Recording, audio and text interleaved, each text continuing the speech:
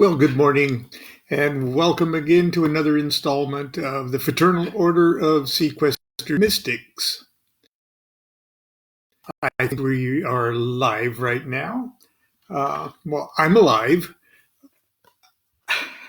for the time being, and welcome to another installment of the Chicken Qabalah of Rabbi Lamed ben Clifford, and we're on the chapter 2, the Ten Command Rants. And just for the sake of keeping things kind of clear in our minds, I've been reading the Ten Command Rants with its commentaries, but here they are just listed, and I failed to do that yesterday. So here are the Ten Command Rants. 1. All is one. 2. The first command rant is a lie. All is nothing. 3. There really isn't a creation, time or space, heaven or earth, but there is a you. 4. We perceive there is a creation, time and space, heaven and earth, because of a fundamental defect in our powers of perception. 5.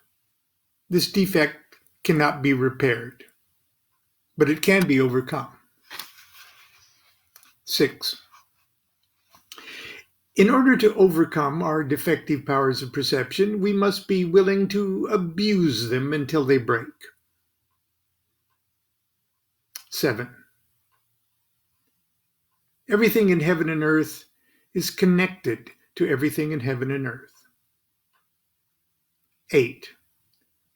Everything in heaven and earth is the reflection of everything in heaven and earth. 9.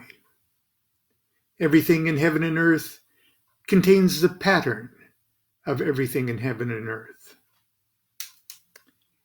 And number 10, look hard enough at anything and you will eventually see everything.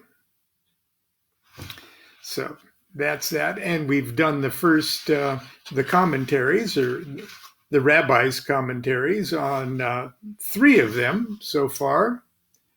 And now we're on the 4th command rant.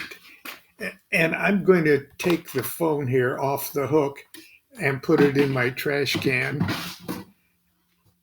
And if it starts to make a little noise there in a minute, please forgive me. It's better than the phone ringing while I'm reading. Okay, here's the 4th command rant. We perceive there is a creation, time and space, heaven and earth, because of a fundamental defect in our powers of perception. Our eyes cannot see infrared or ultraviolet.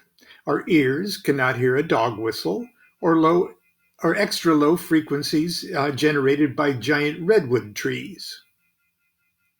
Most people's noses can't even smell the difference between Coke and Pepsi. Even if we could utilize all the sensitive new scientific instruments that enable us to see more, hear more, or smell more, do we really think that we could ever gather enough information or develop powers of intelligence profound enough to interpret that information, to unveil the ultimate reality? Get real. We are all sleepwalkers, stumbling blind, deaf, and dumb through a life we could never understand, even if we could see, hear, feel, or smell like Superman. It is perfectly natural for you to ask, why is there evil in the world, or why do bad things happen to good people? But stop flattering yourself. You're never going to find an answer to those questions by gathering information with your senses and attempting to process that information with your brain. The 4th command rant. This defect cannot be repaired, but it can be overcome. And here's a caution. Most people will be happier if they never try to overcome this defect. That's why most people in the world find it so easy to believe the most outrageous religious concepts without batting an eyelash. The rest of us, brave and foolish souls, must consciously misuse our defective powers of perception to our advantage. This is done by Kabbalistic thought and study. Sixth commandment. In order to overcome our defective powers of perception, we must be willing to abuse them until they break. Kabbalistic study and thought is designed to make you crazier than most people by requiring that you attain the all-encompassing consciousness of the real you. Obviously, this is not easy to achieve, but you may as well bite the bullet and get to work, because it is the ultimate fate of all units of evolving consciousness, even chicken Kabbalists. In order to hit this mystical, omniscient mark, it will be necessary for you to partially disable the mechanisms of normal thought by overloading your laughably inadequate mind with data from your laughably inadequate powers of perception. If all goes well, you will become so sick of the whole ponderous cosmos that your inadequate faculties will look for any way out of the insanity and eventually surrender to transcendent consciousness. And there's a footnote there. And the footnote says, "Isn't this a recipe for madness? Wake up. I'm not sure about you, but, wake up. You're already crazy and blind and deaf and dumb to boot." Then it says, see chapter 3. I'm going to read that again from the top. It didn't really roll off the tongue. "Isn't this a recipe for madness? Wake up, you're already crazy and blind and deaf and numb to boot." Okay. Now where was I? Let's see. I knew those footnotes would drive me crazy. Okay, the first step is easy.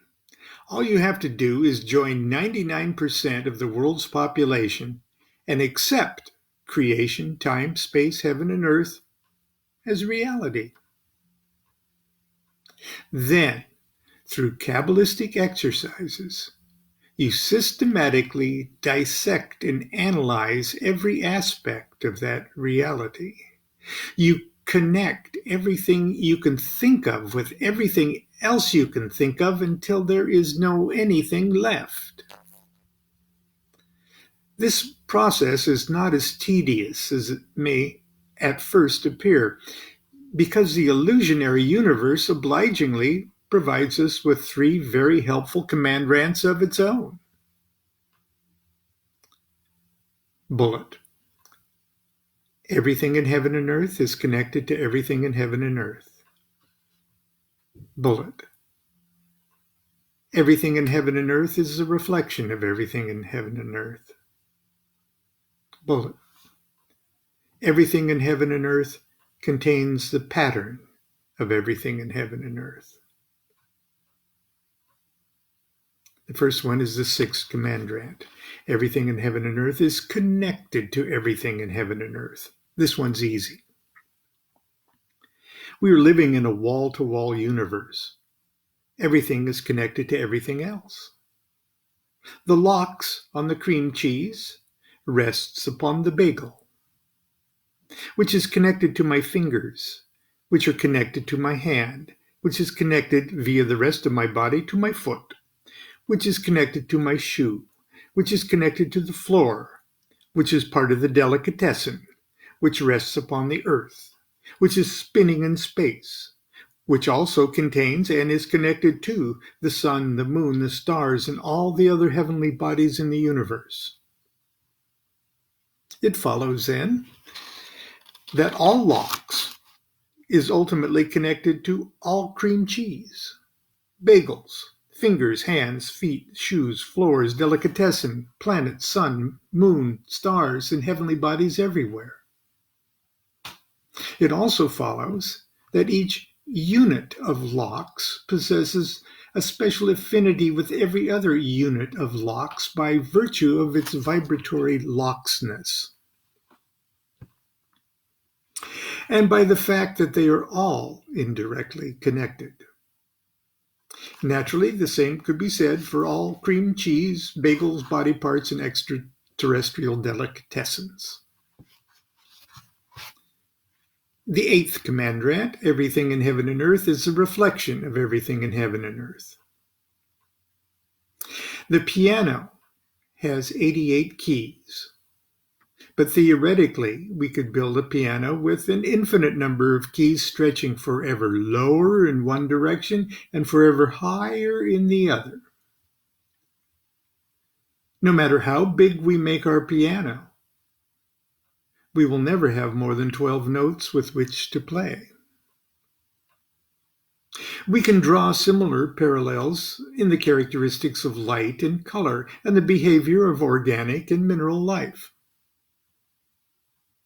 In the subatomic realm, electrons orbit nucleus of the atom in the same way that moons orbit their planets and planets orbit stars and solar systems orbit whatever inscrutable thing is at the center of their galaxies.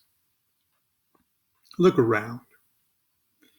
You are smack dab in the middle of a ribbon of repeating patterns, stretching infinitely toward the macrocosmic immensity in one direction and infinitely toward microscopic smallness in the other. As above, so below. If we study the tiny subject, we simultaneously study its giant counterpart, and vice versa. The ninth commandant. Everything in heaven and earth contains the pattern of everything in heaven and earth. This commandant is really an extension of the previous one. As everything in heaven and earth is a reflection of everything in heaven and earth, every reflectee houses a faithful blueprint of that which it reflects. Since prehistoric times, this was observable in flora and fauna. But now we are magically blessed with the wondrous knowledge of DNA.